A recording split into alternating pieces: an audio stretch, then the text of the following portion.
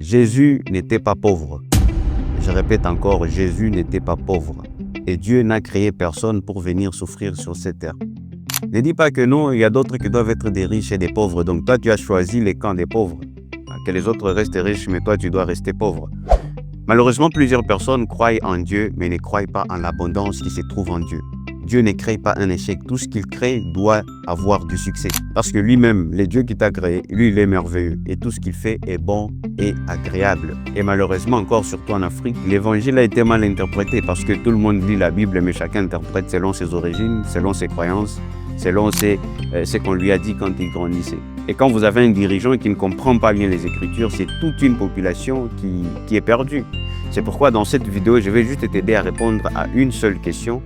Et je pense qu'à la fin de la vidéo, tu vas sortir une autre personne. Oui, je répète encore, Jésus n'était pas pauvre. Imaginez la puissance qu'avait Jésus.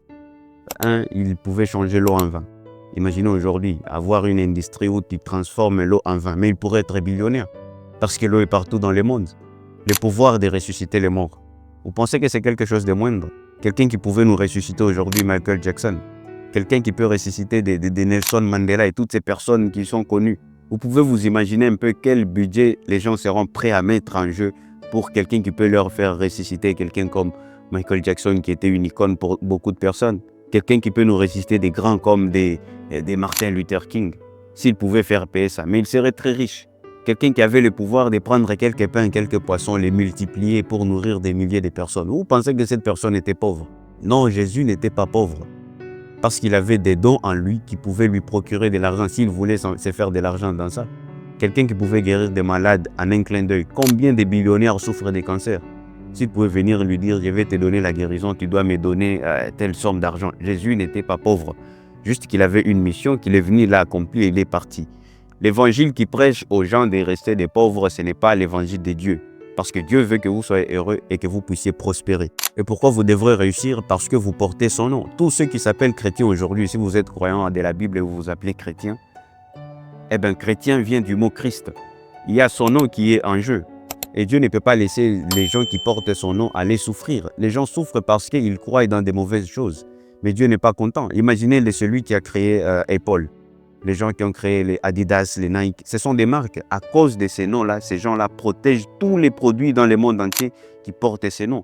Parce que c'est leur entreprise qui est en jeu. Et vous pensez que c'est Dieu qui va laisser les gens qui portent son nom souffrir dans ce monde? Mais non, mais attendez, ça ne dépend pas de toi, ça dépend de celui qui t'a créé. Parce que lui, il est succès, toi aussi, tu dois être un succès. Mais si tu n'arrives pas à comprendre ces principes, si tu n'arrives pas à te réveiller, à découvrir les pleins potentiels qu'il y a en toi, à développer tes compétences naturelles, eh bien, tu vas passer tes journées à te plaindre, tu vas mourir pauvre par manque de connaissances. Mon peuple périt par manque de connaissances. C'est pourquoi dans cette vidéo, j'aimerais te réveiller. J'aimerais réveiller ce qui est en toi. C'est que Dieu veut que tu puisses être, parce que oui, il t'a mené sur cette terre pour un objectif, et ce n'est pas de rester en train de te plaindre, en train de pleurer à tout moment. Ne te contente pas de dire que les autres peuvent être riches, nous on reste pauvres parce que Jésus a dit qu'il est venu pour les pauvres. Mais attendez, cette écriture est très mal interprétée. Je pense que c'est dans Luc. Attendez, je vérifie. Oui, c'est Luc 4, 18. J'ai lu la version Darby. Il dit « L'Esprit du Seigneur est sur moi parce qu'il m'a oint pour annoncer des bonnes nouvelles aux pauvres. » Bon, on s'arrête d'abord par là. De vous à moi. Quelqu'un qui est pauvre, tu viens lui annoncer une bonne nouvelle. Ça serait quoi? Jésus veut que tu restes dans la pauvreté. Dieu veut que tu restes comme ça, il est content. Mais attendez, toi tu es pauvre, quelqu'un qui vient t'annoncer une bonne nouvelle, quelle serait cette bonne nouvelle? Non, non, de vous à moi. Si tu es pauvre, quelqu'un vient t'annoncer une bonne nouvelle, ça serait quoi? Que ta pauvreté est finie, tu as faim. Quelqu'un vient t'annoncer une bonne nouvelle, c'est pour te donner à manger. Comme il est écrit là-bas si vous descendez.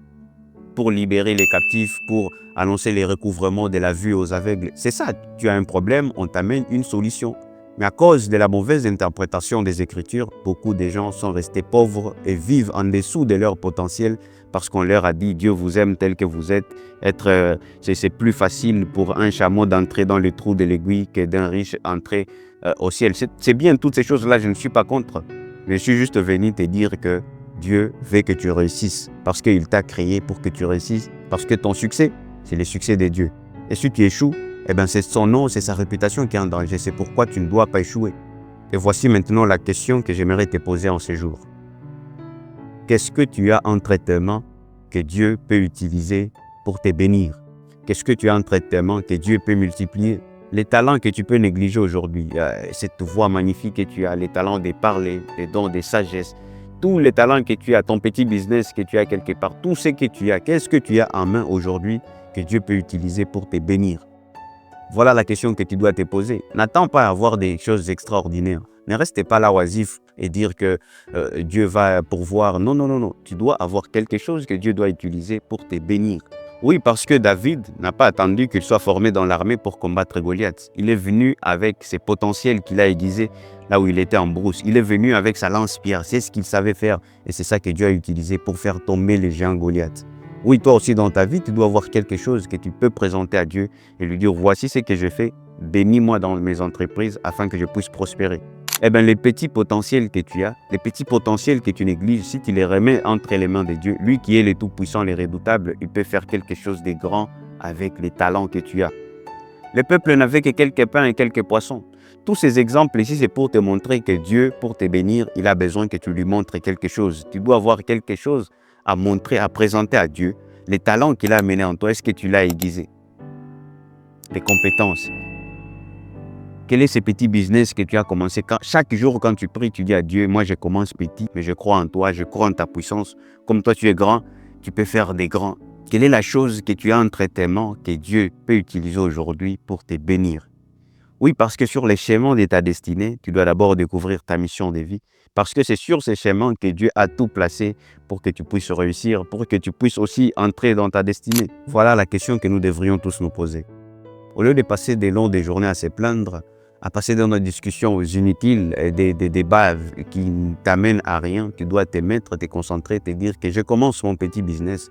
Je commence à aiguiser mon talent, je commence la lecture. Peu importe ce que tu fais, tu dois avoir quelque chose, quoique petit, mais quelque chose que tu peux présenter à Dieu pour lui demander de multiplier. Et là, tu verras comment Dieu va te bénir. Je répète encore, Dieu ne veut pas seulement que tu sois pauvre. Si tu crois en Dieu, tu dois croire aussi en sa puissance et à toutes les bonnes choses qui suivent ceux qui croient en lui. C'était ça le message d'aujourd'hui, chers artisans de l'excellence. J'espère que vous avez appris quelque chose et que cette vidéo vous a ouvert les yeux et que après cette vidéo, vous allez commencer à planter quelque chose que Dieu peut utiliser pour vous bénir. Dites-moi ce que vous pensez de la vidéo dans les commentaires. N'oubliez pas de liker la vidéo. Laissez-nous un pouce, ça nous fait énormément plaisir. Et moi, je vous donne rendez-vous à très bientôt pour de nouvelles vidéos. C'était Dan Matouk. Prenez soin de vous, toujours rêvez grand. Rendez-vous au sommet.